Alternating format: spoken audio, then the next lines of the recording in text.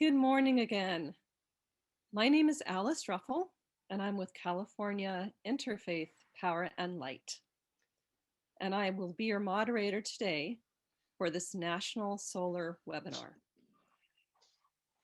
But first, I'd like to turn it over to Susan Stevenson, our Executive Director for Interfaith Power and Light National. Susan. Thanks, Alice. Good morning or good afternoon, everyone, depending on where you are. We are excited to have you with us today. As Alice said, I'm Susan Stevenson, Executive Director of Interfaith Power and Light. And we are co-hosting this webinar with our California affiliate, California Interfaith Power and Light and Collective Sun. Interfaith Power and Light is a grassroots interfaith organization with affiliates in 40 states, and we're mobilizing people of faith and conscience to take bold and just action on climate change. We work with congregations of all faiths and also individuals. So whether you're affiliated with a house of worship or not, you are welcome at IPL. It's exciting to see so many people from all over the country joining us today. And I want you to know that wherever you're from, whether you're from California or any other state in the country, the information on this webinar should be relevant for you. And we know that one of the first and biggest challenges for congregations in going solar is financing. And that is why we're so grateful to have Collective Sun with us today, who can really be helpful with that. I also want to thank our co-hosts. We have co-hosts who help promote this webinar and spread the word with Hoosier Interfaith Power and Light, New Mexico Interfaith Power and Light, the Climate Witness Project, Oregon Interfaith Power and Light, and Delaware Interfaith Power and Light. You may be in another state that wasn't listed. Please check the chat. We should be putting in a link momentarily where you can go and find out who your state affiliate is. If you have a state affiliate, there may be more useful information about solar on their website as well. So now I will hand it back over to Alice. Alice Ruffle, our very capable Southern California director, who's been leading the charge on solar for over a decade now. Back to you, Alice. Thank you, Susan. As Susan said, we are very happy to present this webinar with Collective Sun, a solar financing company that helps make solar possible for houses of worship. CIPL has worked with Collective Sun for about 7 years, and they come highly referred by all of the congregations that have chosen to use them. As this webinar progresses, please drop any questions that come to you in the Q&A box, not the chat, but in the Q&A box, and sign up with Collective Sun at collectivesun.com. Please know that this webinar is being recorded, and you will receive a follow-up email with a link to the recording for yourself and to share with others. Our speakers today will be Matt Brennan, Vice President of Sales at Collective Sun, Michael Rubin, Head of the Solar Committee and past President of Congregation Shaarei Tefillah in Newton Center, Massachusetts, and Senior Pastor Dan Center and Treasurer Chris House from Our Savior's Lutheran Church in Lafayette, California. And here's the flow of the webinar today. I'm very happy to welcome our first speaker, Matt Brennan, VP of Sales at Collective Sun. Matt? Thanks, Alice, and thanks to Interfaith Power and Light, at the national level, CIPL in California, and all the various affiliates across the country who helped promote this. And thanks to everyone who attended and filled out the poll as well. That poll was actually Michael Rubin's idea. He is one of the presenters from Congregation Shaarei Tefillah coming up toward the end here. And it's really helpful to know where everyone's at on this. And 80% of the people are either just starting out or intermediate. So that kind of helps guide this. And the handful that are farther along in the process feel free to reach out. I'm sure we can help you, but we'll gear this toward the beginner and intermediates, and that's really helpful to have. So I'd like to talk a little bit about Collective Sun, who we are. So that first slide, if you could, Shaki, move us to the next slide. So I just like to state sort of the problem we tried to solve at Collective Sun with financing. Everybody on this call is probably affiliated with a nonprofit. And if you're not a nonprofit, you're probably a contractor. So nonprofits. So we use the term nonprofit pretty broadly, and we mean tax exempt entities, right? Congregations of or communities of faith are obviously nonprofits. They're our largest category, and they're tax exempt. They don't have a tax appetite, and there are other nonprofits that are in a similar position. Organizations like the Salvation Army, the YMCA, schools, governments don't have a tax appetite. And this is a bit of a challenge for nonprofits when they go solar, because a big part of installing a solar system or solar with storage is that you get a tax credit. But if you're a nonprofit, if you're a church, a synagogue, mosque, a temple, you can't directly monetize these tax benefits. And so you really need a third party to somehow monetize these. And there are different ways of doing this. We have one way of doing it, and I'm going to talk a little bit about that in just a moment. So we help monetize these tax credits to lower the cost of solar to nonprofits, all different kinds, and actually the occasional for-profit too that doesn't have a tax appetite. But our focus is in serving nonprofits, and we've done that over about 140 or so, a little bit more than that, across 19 different states. Have worked with us. Now I'll talk a little bit about why we're not operating in all 50 states and what some of the restrictions are, and we've overcome almost all of those. And if we can go to the next slide. So I'll talk briefly and kind of high level about what it is that we do and how we help finance these projects. So I started by saying, there's this challenge, right, that nonprofits have. They can't monetize a tax credit. So if we were to take a system, and let's say it was some community of faith, a church, synagogue, mosque, temple, or a spiritual center, and they were to buy a system. They were looking at a system, and I'll use a somewhat of a round number. Let's say it was $500,000. That's a larger system. I understand that. A lot of these projects are not that big, but let's just use that for an easy number to work with. Your nonprofit would have a couple of choices. One, to buy it for $500,000, borrow money, borrow $500,000, use donations, but it would cost you $500,000 to do that. There would be no tax benefits directly, to your organizations. So that's where Collective Sun comes in. We have investors that can use a tax credit. So instead of raising $500,000 or borrowing $500,000, you can enter into something we call a solar power agreement, an SPA. It's basically a prepaid lease or a prepaid service contract, and all tax exempt entities qualify for this. So instead of coming up with this $500,000, which would be quite a bit of funding, you could borrow a little bit less. And so you see that we have a 12% or more tax-like credit. So instead of borrowing $500,000, you could borrow 12% less. And the example I'm happen to be using, that'd be $60,000 less, or $440,000. You could borrow that or use donations, or we can introduce you to lenders that are mission aligned and values aligned lenders that do want to lend for these projects. And that $440,000 would prepay a lease or a service contract for 20 years. This is how we monetize these tax credits, right, through these third-party ownership transactions. That 88%, or in this case, $440,000, would prepay a lease or a service contract for 20 years, and you'd be done. At the end of the 6th year, ownership would transfer back to your organization. So we would own it during those 6 years. We'd operate it, we'd maintain it, we'd provide a production guarantee. It's like a 12% off coupon. You could think of it that way. So our investors are monetizing tax credit. They're passing through some savings to you. You're funding 88% of the project cost rather than 100%.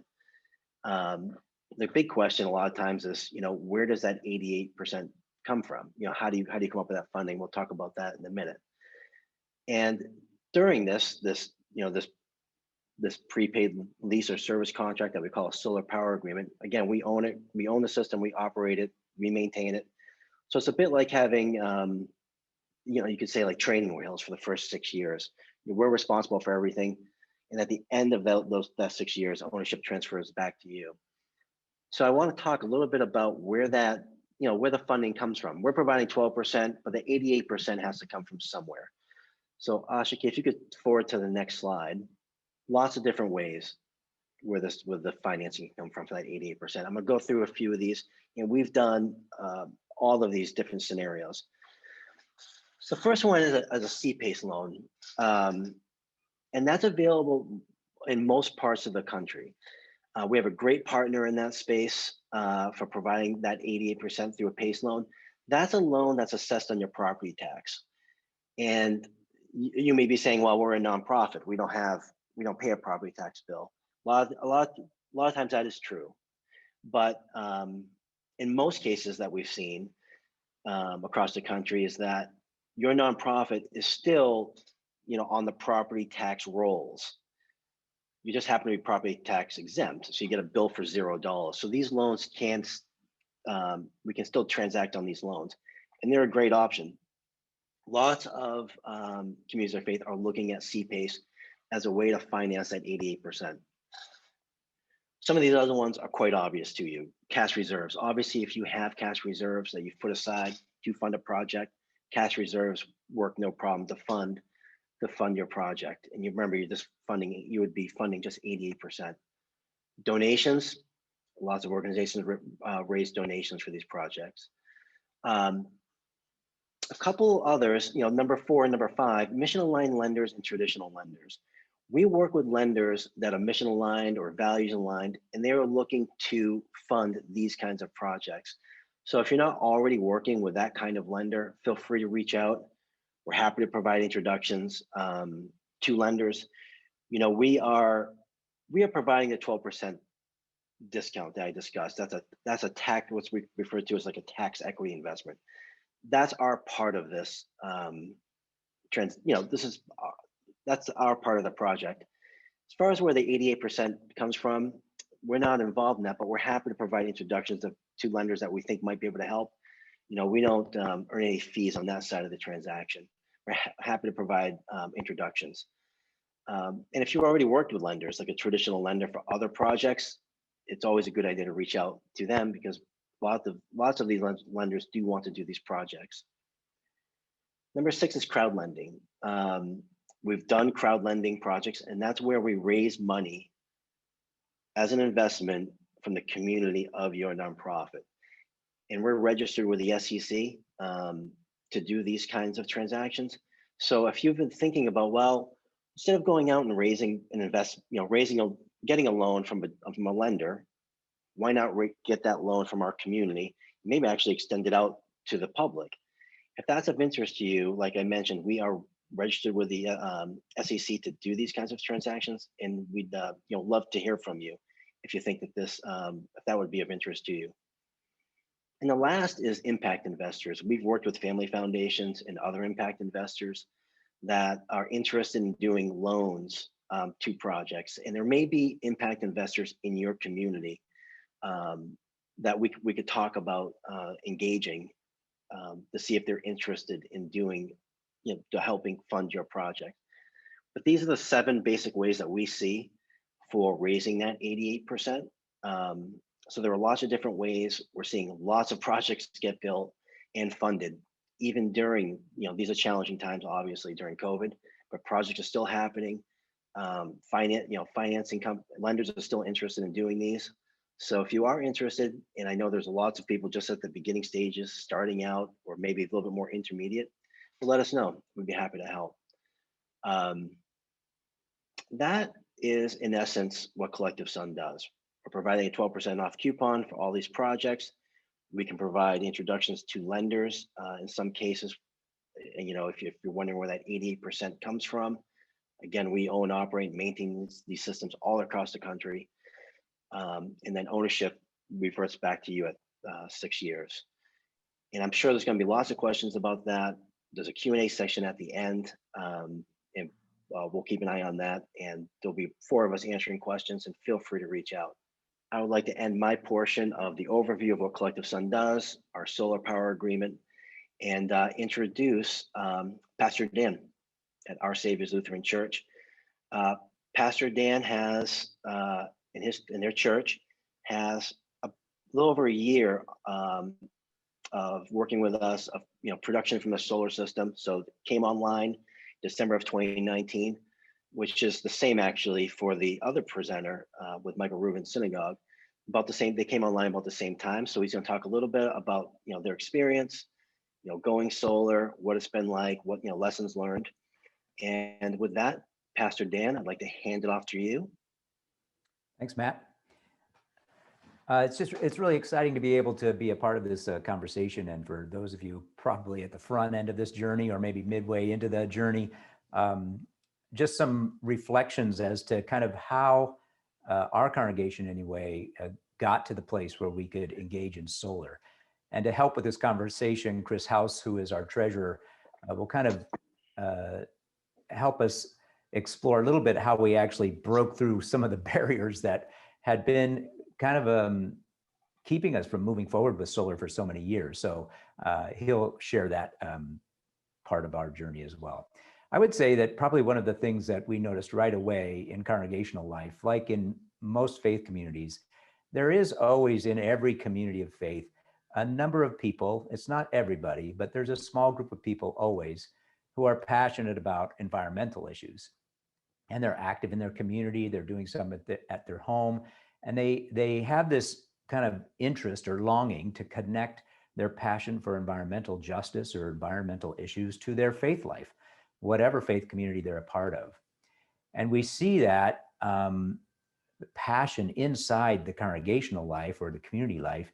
And really what I think the goal is early on, if you're at the early stages of this, is if particularly for faith leaders like myself, is to try to begin to lift up those voices and to connect to the passions of those people in your community life who are interested in doing stuff around environment to their own particular faith tradition, and to kind of help them weave together their spiritual journey and their environmental activism.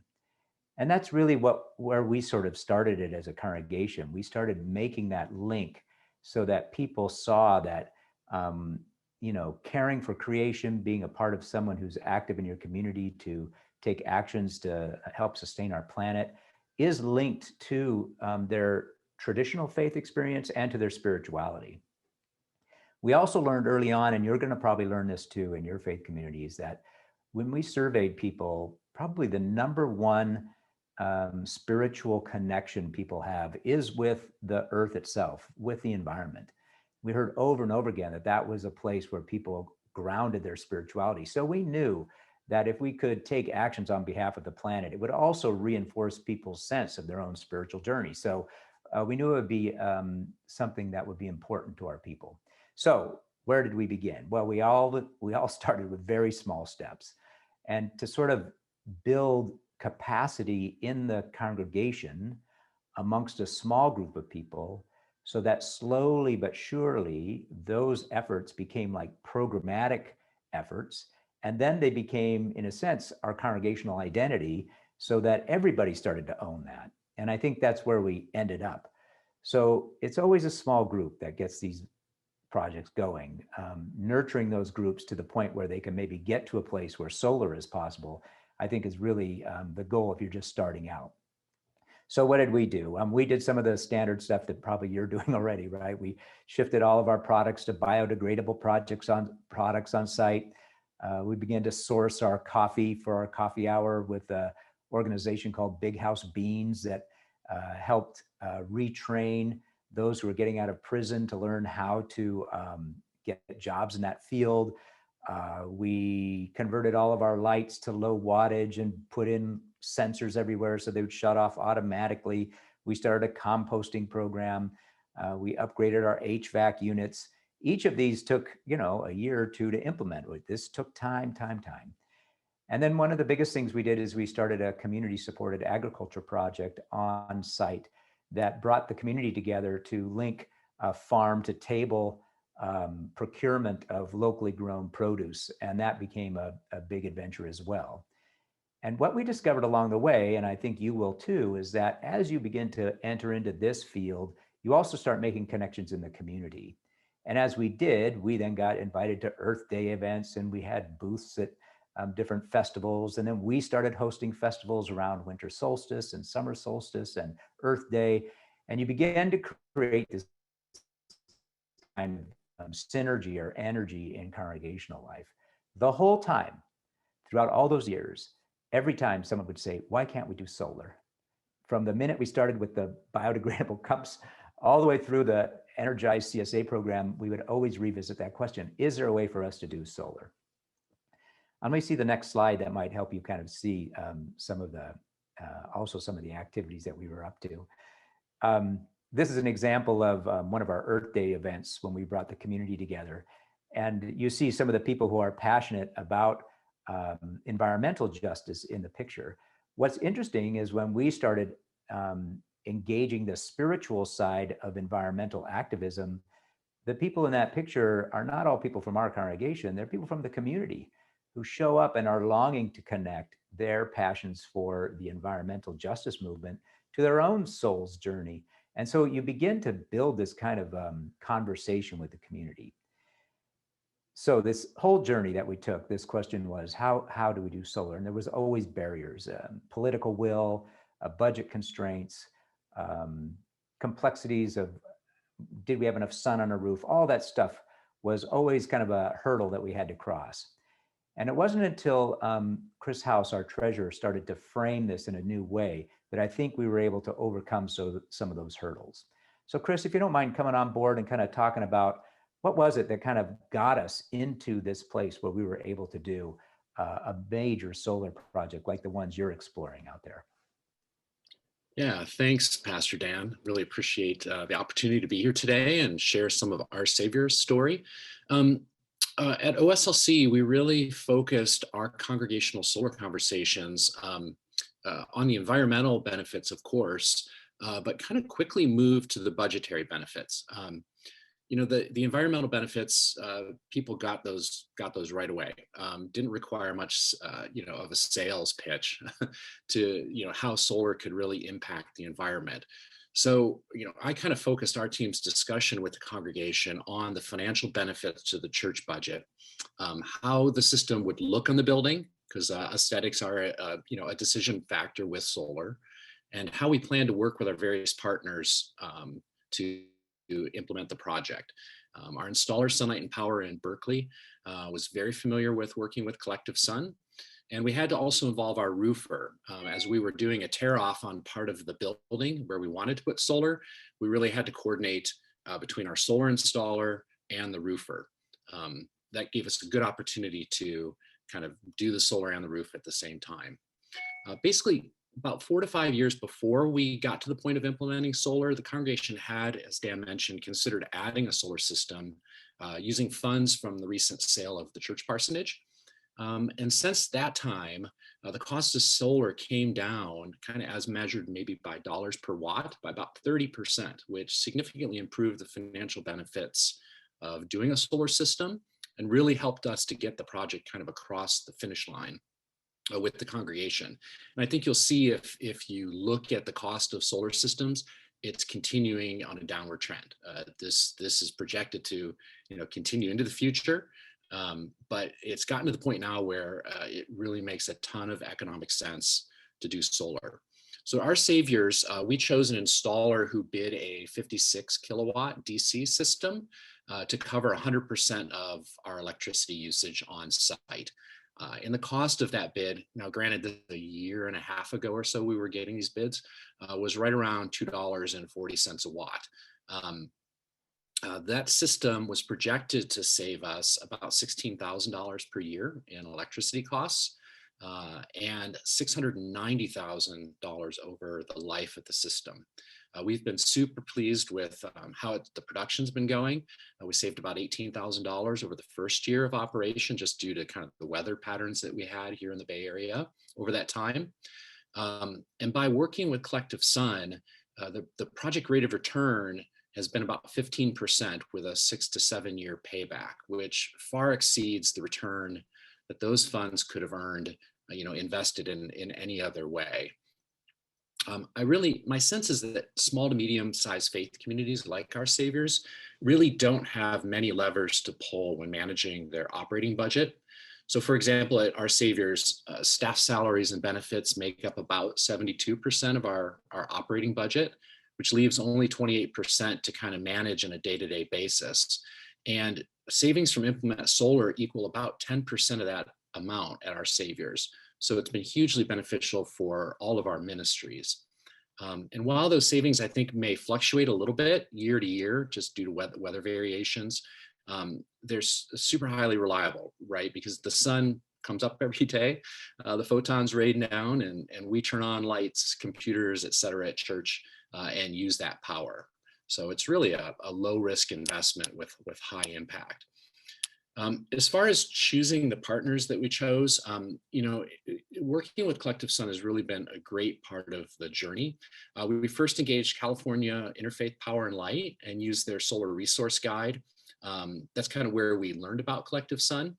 And the ability to benefit from the solar investment tax credit and save what's now about 12%. At our time, it was 15% on the cost of the project, was truly eye-opening for us. And after talking with Collective Sun, we were really impressed with, I think, the number of ways that they could help us. Our installer had a little bit of experience working with Collective Sun.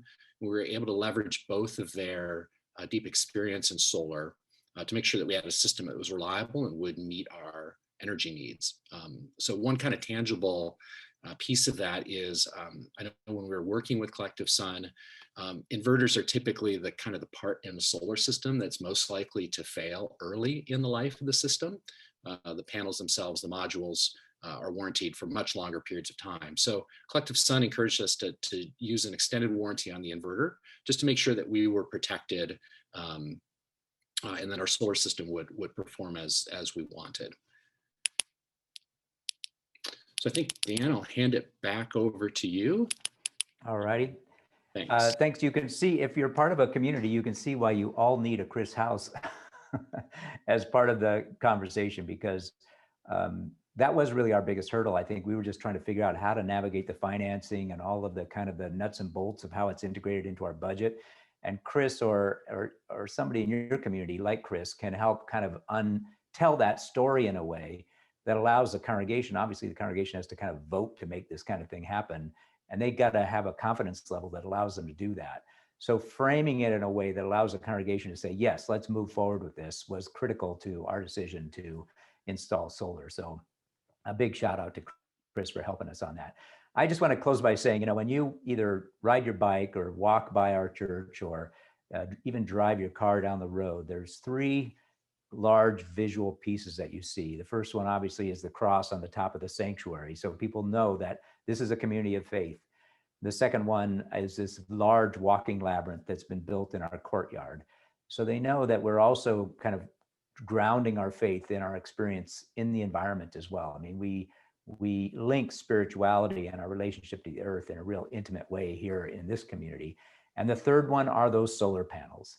They see that we're a community that takes action, that tries to take steps to make a difference in our world. And I know everybody in our community is both proud of that, feels like it's a part of our, institutional footprint in our community, that we're trying our best alongside of everybody else, not only to live faithfully, but also to act in ways that bring about a healthier planet.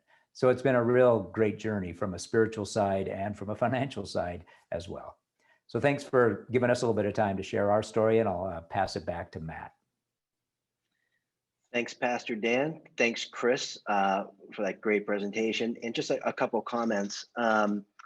One is that, the most successful, I guess, campaigns, let's call them, or projects, seem to have an internal champion, as sometimes folks like Chris are called, or as you'll find Michael Rubin, our next presenter, that really, they, spearhead this, and they bring it all the way to fruition. And I think we've seen that over the years, that's what it takes. And of course, there are challenges, but when you couple the financial rewards, from projects like this, and also the spiritual component, it makes for a nice combination. And thanks, Pastor Dan and Chris, for kind of bringing it all together and saying it so nicely. With that, I'd like to introduce Michael Rubin from Shaarei Tefillah, back in Newton, Massachusetts, not too far from my hometown. And Michael is the past president of the congregation, and kind of the solar champion there. And Michael, I'd like to introduce you, and I will hand it over to you, and I will mute myself and turn off my video. Did that a little too quick. Thanks. Thanks, Matt. Hi, everyone. I wanted to first send two shout outs. First, to the many folks in Massachusetts who are joining us today. I think there's a great deal that's applicable from our experience to the experience that you guys are going through. So that's in the first place. Secondly, I'd like to send a shout out to the folks at Mount Olive Church in Randallstown, Maryland. I grew up in Randallstown, Maryland, and know the area well. And so it's great to see you folks on this call as well. So quick word about who I am and the congregation. I've lived in the community for about 20 years now with my family. We raised our kids here, and I was a congregant for about 10 years before really getting involved in the synagogue life in terms of being part of the board and so forth.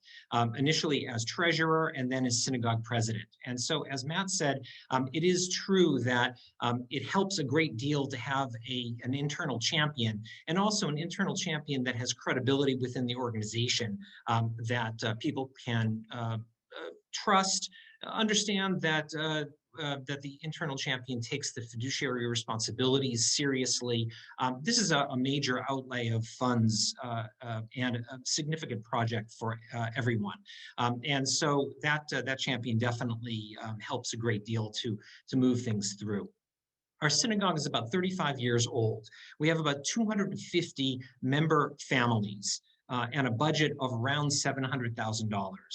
So we are not a large organization by any means. We only have 2 full-time employees consisting of our rabbi and our office administrator. So again, small organization that's heavily volunteer-led and managed. So any major initiatives that are taken on must be taken on by the members ourselves, who then work with the board to manage it through. And I think another takeaway for you folks is that you could say that even a small organization such as ours can take on a fairly significant project such as this one.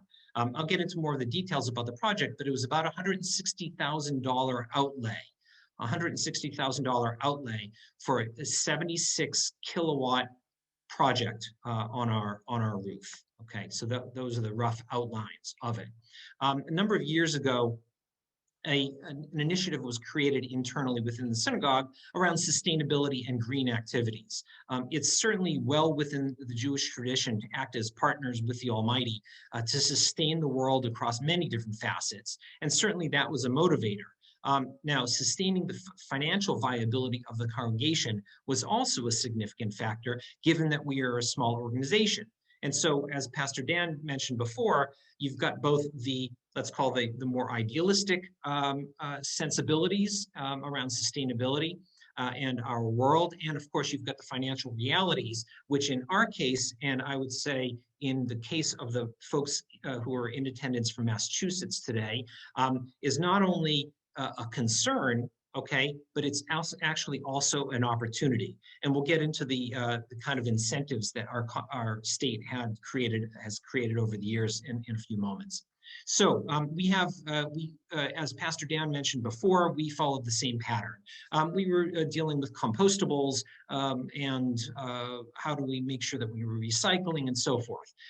Now, we then became familiar with Massachusetts incentives around electricity savings. And the first move that we made was in completely retrofitting the entire synagogue building with LEDs. That wasn't just changing bulbs, that was also having to change lighting fixtures. And so in this room here that you see, that room was a relatively small room. We just had to change the bulbs.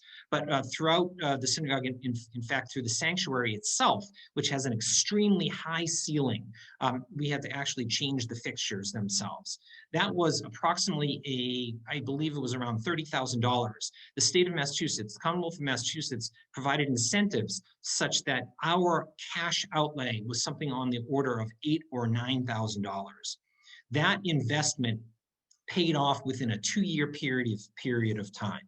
Okay, so for you folks who are looking into solar today, you may want to be careful and make sure that you are what some people call taking advantage of the first fuel, which is savings from using less of it around, for example, LEDs, which makes a huge difference in your budget.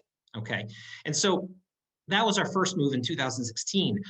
For many years, our building had consisted of a single-story house that we then built onto in 2010. And so we had a new infrastructure, basically a large roof that was inviting for solar. Truthfully, the solar project was an impromptu idea. One of our congregants went to a program on solar and came back and said to me, just really informally, hey, have we ever considered solar? I said, well, yes, sort of, but I haven't looked into it in quite a number of years. And again, as I think Chris might have said, the technologies and the costs have come a long, long way over the years, and solar really makes a huge amount of sense. It has evolved quite significantly.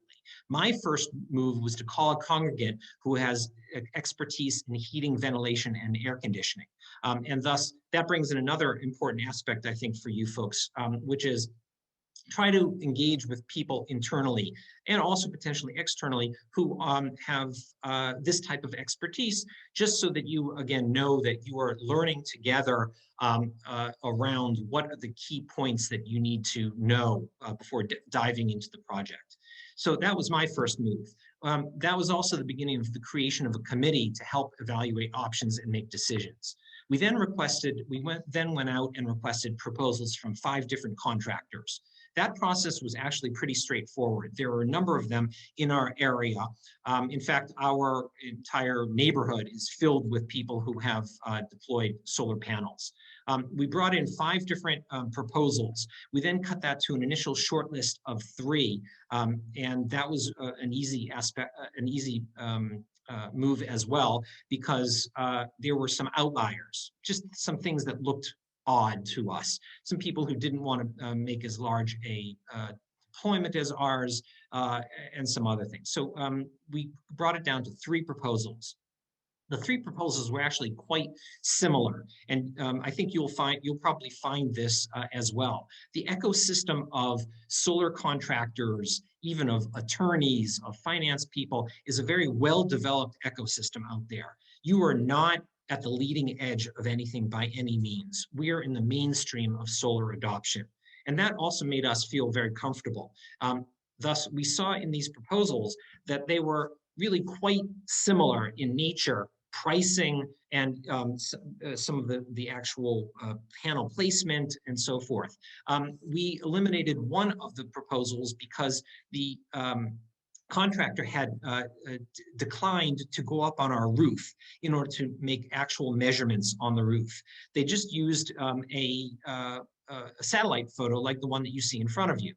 Which is pretty good to get started. But as we moved through the process, we were very happy that two of those three proposals actually went up on the roof, did the measurements, saw where there were setbacks that needed to be adhered to, understood that there might be trees represented by the green in this photo, and so forth. And so we cut it down to two contractors, and then we went to our final due diligence, which was a lot of it, honestly, was on price per watt or price per kilowatt, in order to kind of understand, all right, which one's better? Did we feel comfortable with one versus the other? In the end, our decision was made by the fact that, I think, by the fact that the president and the owner of the company was the person who was doing the deal with us directly. And he made me feel extremely comfortable. He also, frankly, when we got bogged down, he helped us get unbogged down. That might be a phenomenon that many of you face as well. Last point, before we go, I think, go to the Q&A, is around financing. I know that many of you are quite concerned about this, and yes, you need to be concerned about it because it's a big, significant outlay. First, again, this is probably Massachusetts, might be a little bit different than others. This was a self-financing project, meaning that the incentive structure of the Commonwealth of Massachusetts and the way that we were projected our savings made it possible for us to finance the project through the cash flows that we expected and projected for the project itself. And so that was a pretty significant realization, because we realized, first of all, that this was a no-brainer, meaning that it would be stupid not to do this project. Okay, number one. And number two, it made it easier for us to contemplate what the financing options were. In the end, we financed the purchase of our panels through Collective Sun, but we made that first 80-some-odd% that we had to outlay internally. We took loans from internal members of the congregation who were very enthusiastic about about doing this. And by the way, they were, you could say, rewarded with a 2% interest on their loans. Okay. So, you know, that was the way, bottom line, that was the way that we financed our project, but we did consider a number of other possibilities as well.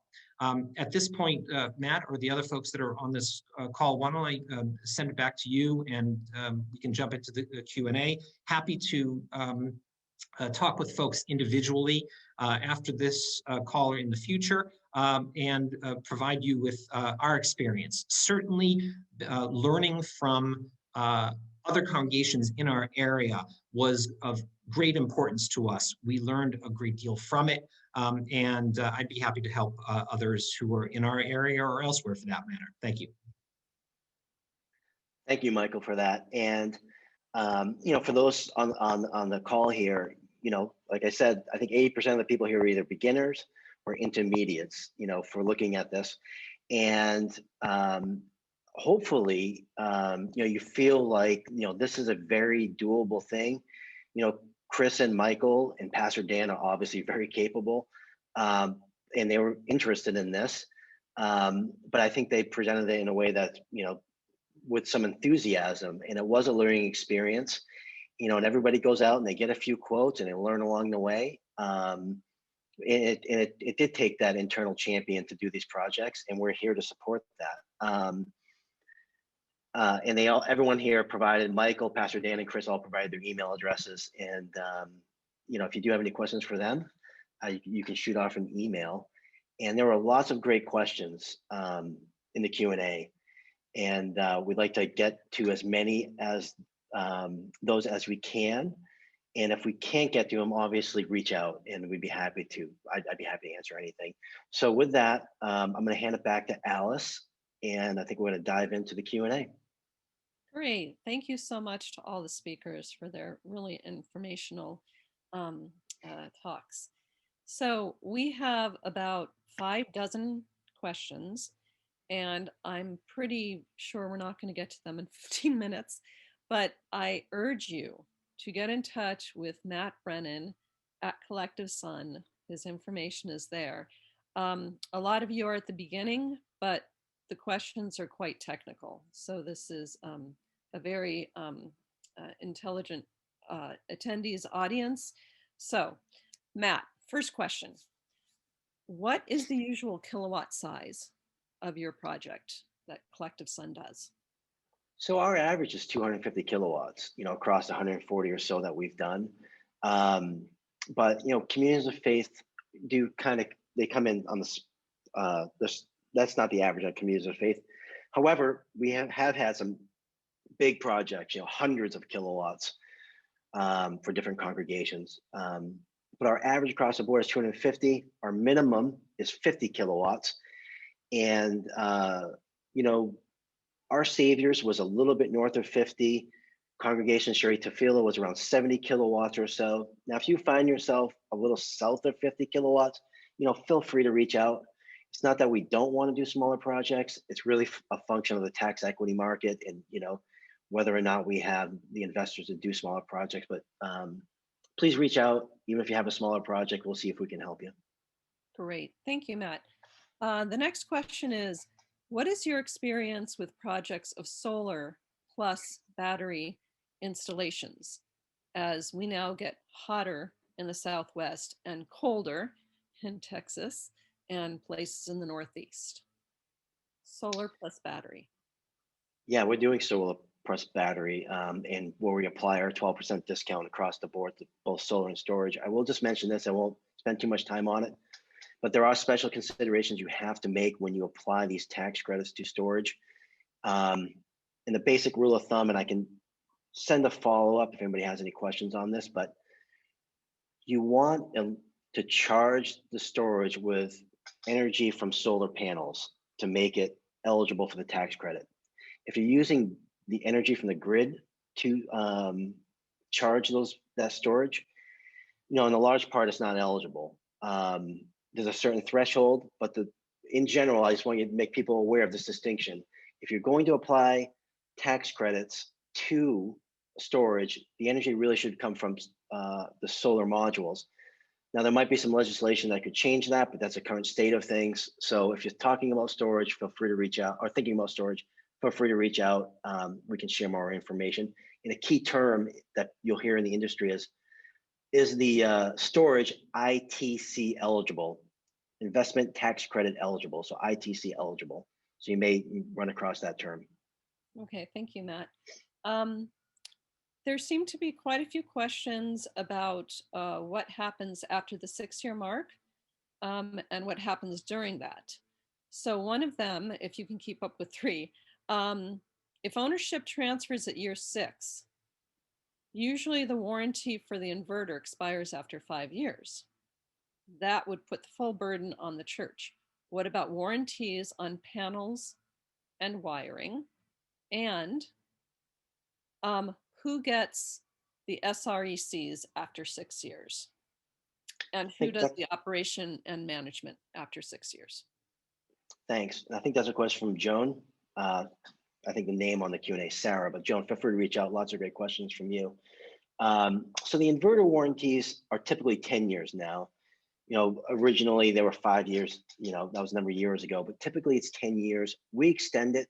We purchase an extended warranty in our projects. So the inverter warranty is 20 years. So you have this inverter warranty from the manufacturer. You have a solar panel or solar module warranty from the manufacturer. Generally that's 25 years.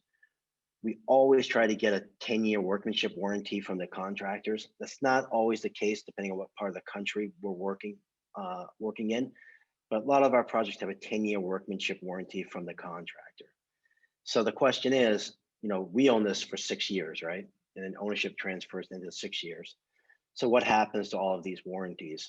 Well, all contracts and all warranties go back to you, the host, the nonprofit, at the end of the 6th year. So all of those warranties transfer. So at the end of the 6th year, the solar system becomes yours. Maybe it's a solar plus storage system, so that you own it at that point. It's your, so then it does become your responsibility to maintain it. Now we're owning it. We operate and maintain it during that 6. So you get a feel for what, what that entails, right? Chris mentioned, they're monitoring their system, and they're looking at it. Michael is too, so they have access to all this information. But after 6 years, the ownership transfers. So there's a couple of things that you can do. You can purchase sort of, an extended O&M policy from your contractor. Not all of them provide it, but some do. So at the end of the 6th year, you can pay a contractor. They'll come out and do site visits, maybe just do a walkthrough if that's something that you want. But we can talk more. We can, if anybody wants to reach out, we can talk more about that. Okay, great, thank you. We do have one comment from Jerry Bernstein, who is our solar expert at IPL. He just says, please emphasize that the loans can be repaid in whole or part with the savings from the reduced electrical bill. So this is, you're right. paying a lot less, so you have a quicker return on investment. Yeah, Michael touched on that. Yeah. Yeah. Yep. So another question, there are people from a lot of different states here, which is great. One person asked, PPAs and possibly SPAs are illegal in Florida. Yeah. Is there anything that you can do here in Florida? We're working on Florida. They have been reluctant to allow third-party ownership on commercial systems. I just got earlier in the week, some proposed legislative language to make it eligible for schools. I know it doesn't help communities of faith at this point, but we are working on that. Just to mention, we had this similar situation in Los Angeles with the Los Angeles Department of Water and Power. If there's any folks from LA on the call, where LADWP does not allow power purchase agreements. That's a sale of electricity. But they do allow leases and different service contracts and energy services agreements. And we fall into that category of leases and service contracts. So we can operate in utilities that don't allow PPAs, but do allow leases. Now, Florida is a different challenge, where they're just really not allowing third-party ownership at all on the commercial side. So we're working on that. So if you're in Florida and you're listening to this, please reach out, because the more interest we have from Florida, the more pressure we can apply, and that helps. And we would very much like to be active in Florida. Terrific. A gentleman from the East Coast says, on the East Coast, many churches are centuries old. Do you do a structural investigation as part of your solar plan? And how do you handle lack of the roof access in case of fire? Yeah, so sometimes you do it through structural engineering. We've done that in lots of projects. So the answer is yes. When required, we absolutely do that. Now, lack of access due to fire is different depending on where you are in the country, but a lot of times you do have to have setbacks in the design, which is required per fire code. So you have to design in such a way where you have setbacks on the solar array if it's going on the roof, to account for that, to give access. And this isn't always possible, but when there are things, somebody asked about slate roof, which does have to come off. With some of these older roofs, you can't drill through that, so that comes off. But carports, in the parking lot, or if there is land, a ground mount, always work too. Hey, Matt, can I chime in on this? Please. Hi, sorry, this is Michael. Two things. First, the structural aspect is something that your contractor will have to tackle immediately, as soon as they step foot. In other words, very early on in the project. We didn't have to worry about it because our building's a new building, but anyone else, yes, absolutely, number one. But number two, I wanted to make a point about Collective Sun, that Collective Sun, because of the ownership structure, Collective Sun is an important way that your contractor gets to be held responsible. Okay, what I mean is that Collective Sun is responsible for the interactions, the end contractual interactions with contractors, and they hold contractors quite responsible in a contractual way, having to fill out forms, and they hold the contractors' feet to the fire. And so this is a benefit for anyone on this call, because all of us are just volunteers doing the best we can. The Collective Sun folks have serious expertise around this stuff. And so that's just one point that I wanted to make. Thank you so much for that information. Thanks, Michael. So Matt, again, what states have not approved CPACE? Which states do the most CPACE projects? Yep. And do you know of any congregations or entities in Pennsylvania that have put in solar using this as the financing method? And if so, where? I did put a link, I thought I did, in the Q&A, but we can follow up with that. There is a industry group called Pace Nation that has a list of all the states where Pace has been activated. And that's really the go-to source that I use. But I think there are over 30 states that they're active in. And we can provide that link. I thought I provided it in the Q&A. And we have looked at projects in Pennsylvania, but off the top of my head, I'm sorry, I just can't recall. And I don't want to misstate something, say we did do one in Pennsylvania, it didn't. But I can get back. If anybody has a question on that, I can give a more refined answer on that. But pacenation.org is where we go to find out where PACE legislation has been enabled. Okay, and I apologize. It's almost 11 and there are quite a few questions we have not gotten to. So I have made screenshots of all the questions and we're going to do the chats. We'll try to answer some of these. But please, if your question has not been answered, reach out to Matt. These people are solar experts and they can help you with anything. Here's an interesting. What is the cost savings difference between installing solar roof panels versus a solar covered parking panels that we're seeing more of?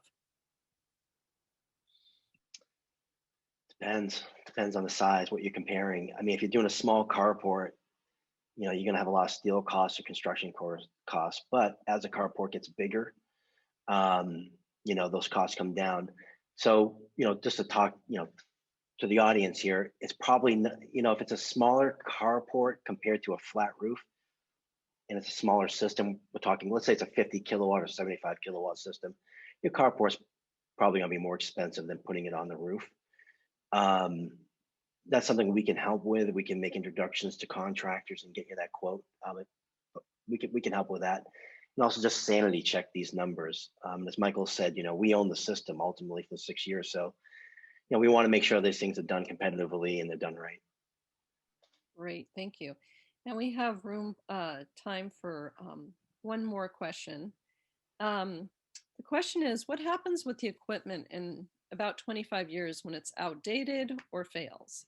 Is there a recycling or recapturing program for the equipment?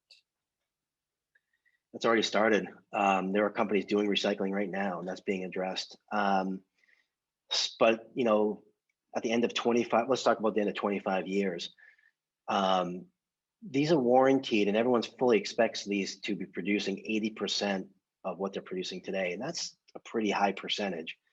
So if we're out 25 years and these panels are still producing at 80% of what they are today, I don't see a strong reason to throw them away. I mean, energy usage will change, energy patterns may change with electric vehicles, and that kind of thing, but there's going to be a lot of life left in these solar modules if they're producing 80%. So I think recycling will only get better, and I think a lot of people will just continue to use them. I think that they will have or they'll just have a second life at 80%, if they're producing 80%, is my feeling.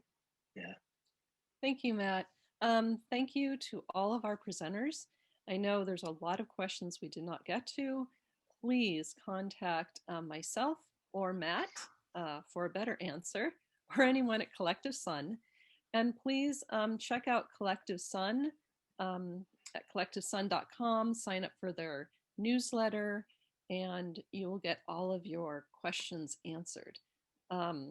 many blessings on your solar journeys. And I just want to confirm that this recording will be made available to you. And we look forward to assisting you in your congregation's solar journey and your shared efforts for beautifying our common home. Thank you so much.